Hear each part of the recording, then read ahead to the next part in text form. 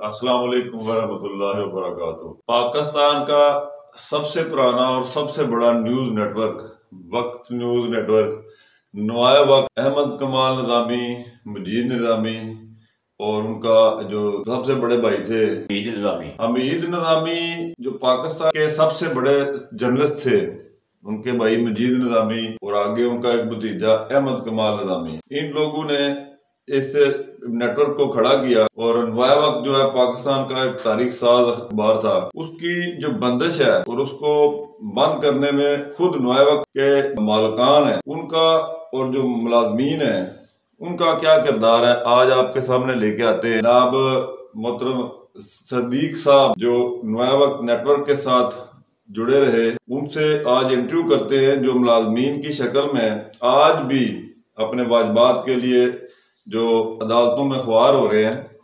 آج ان سے سٹوری سنتے ہیں اس نیٹ ورک کے زوال کی اور جو ان کے ساتھ بیتی، آئیے سنتے ہیں۔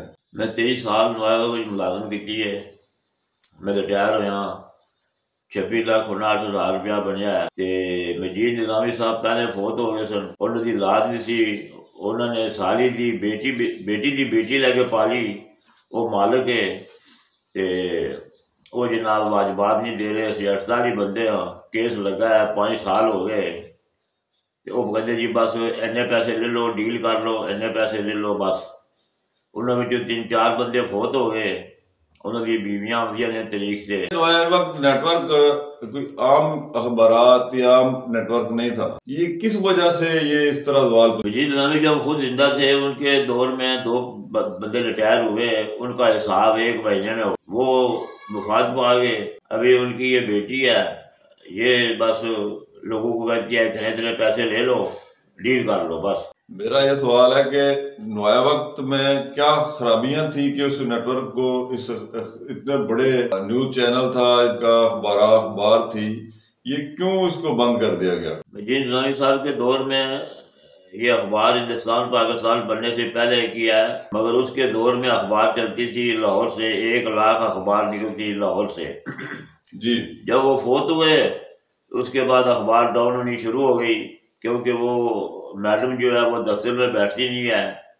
پہلے سب سیاستدان آتے تھے وہاں ان کے پاس ملنے کے لیے، مجید نظامی صاحب کے پاس، ابھی وہاں کوئی بھی نہیں آتا ہے بس، تو اخبار ڈاؤن ہو گئی بس۔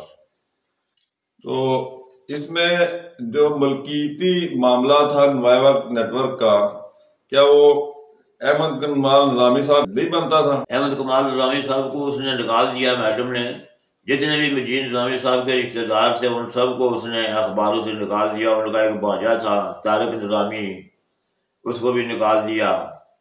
فیصل آباد میں احمد کمال نظامی کے پاس ایجنسی سی نوائے وقت کی، تو اس نے عورت نے لے لی، کسی اور کو دے دی بس، اس لیے اخبار جو ہے نا بس کم ہو گیا بس۔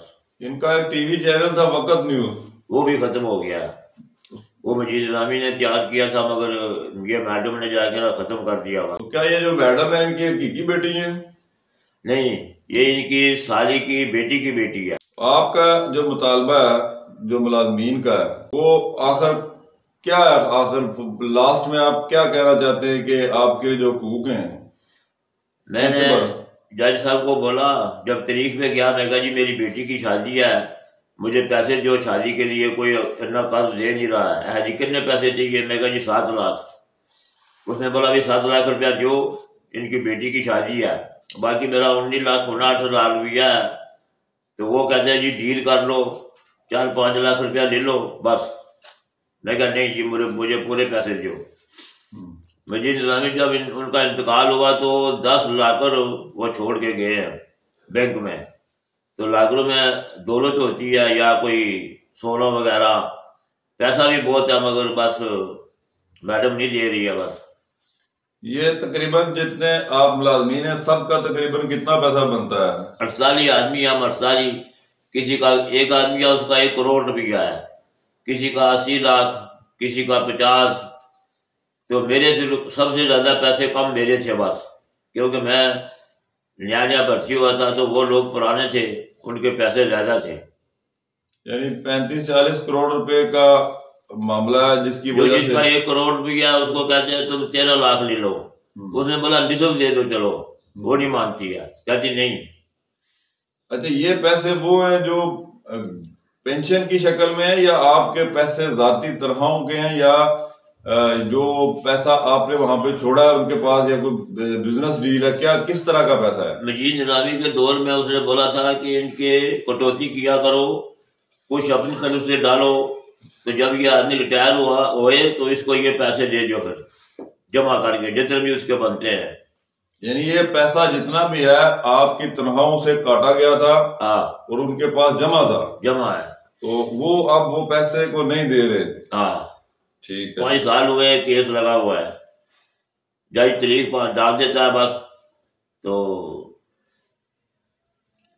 حکومت کو چاہیے کہ ان ملازمین کا کوئی مطالبہ جو ہے اس کو حل کرے، کیونکہ یہ 35-40 لوگ اپنی زندگی قسم پرسی میں گزار رہے ہیں، ایک بہت بڑے news channel, news network کے ساتھ یہ وابستہ رہے ہیں، اور آج انہی کے پیسے انہی کو نہیں دیے جا رہے، اور جو نیٹ ورک ہے اس کا جو اثاثہ جات ہیں، حکومت کو ان چیزوں کو کرک کر کے ان لوگوں کے حقوق پورے کرنے چاہیے، کیونکہ یہ ظلم ہے، زیادتی ہے، اور ظلم اور زیادتی جہاں پہ ہو وہاں پہ کوئی چیز ترقی نہیں کر سکتی۔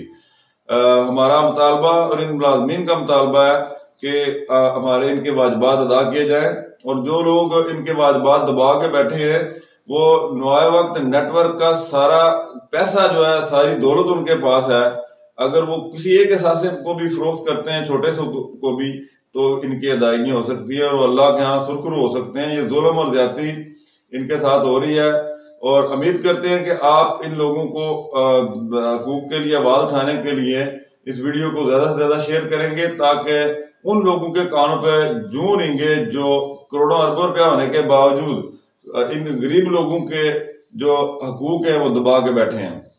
آخر میں آپ فائنلی کیا کہنا چاہتے ہیں؟ کیا کوئی ڈیل کرنا جائز ہے؟ آپ چاہتے ہیں کوئی ڈیل وغیرہ بھی ہو جائے ان سے؟ ڈیل میں نے نصف پیسے مانگے اس وقت کہ 13 لاکھ دے دو، 26 لاکھ میں سے چلو 13 دے دو، وہ کہتے ہیں نہیں جی 4-5 لاکھ روپیہ لے لو بس۔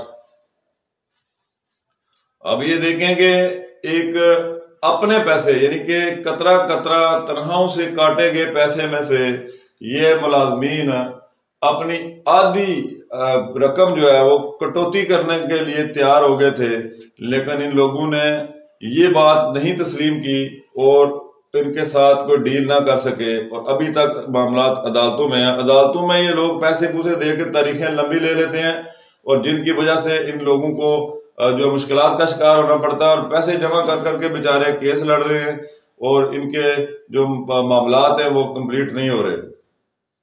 اب آپ جو عدالت میں کیس لڑ رہے ہیں اس کے کیا طریقہ کار سے لوگوں کو خود پیسہ جمع کرتے ہیں ملازمین؟ وہ وکیل نے کہا تھا کہ جب پیسے ملنے شروع ہوں گے 1 لاکھ کے مگر میں 5,000 روپیہ لوں گا جب پیسے ملنے شروع ہوں گے۔ تو ہم نے کہا ٹھیک ہے۔ تو 5 سال ہوئے، ہمارے پاس اتنے پیسے کہاں سے آتے کہ ہم اس کو دیتے؟ تو اس وکیل نے یہ کہا تھا کہ ہم 1 لاکھ مگر میرا 5,000 روپیہ ہوگا جب پیسے ملنے شروع ہوں گے۔ اسی کہا جی ٹھیک ہے، مگر نہیں مل رہے ہیں بس۔ میں نے اس کو آفر کیا 10,000 کی 1 لاکھ کے مگر وہ کہتا ہے نہیں سب لوگ بولے تو پھر، اور کوئی بولتا نہیں ہے۔ یعنی قدرت خدا کیا کہ خدا ترس وکیل ان کو ملا ابھی تک جو ان کا کیس لڑ رہا ہے، اور اس شکل میں کہ اگر ان کو پیسے ملتے ہیں تو ان پیسوں میں سے کچھ فیصد وہ پیسے رکھے گا، ادروائز وہ ابھی تک ان سے فیسیں نہیں لے رہا۔ ہمارا مطالبہ پھر یہی ہے حکومت سے کہ ان لوگوں کے حقوق پورے کیے جائیں، اور جو وقت نیوز اور نوائے وقت اور دیگر جو ادارے ہیں ان کے جو اثاثہ جات ہیں ان کی جانچ پڑتال کی جائے اور ان لوگوں کو پیسے دلائے جائیں۔ شکریہ، اللہ حافظ۔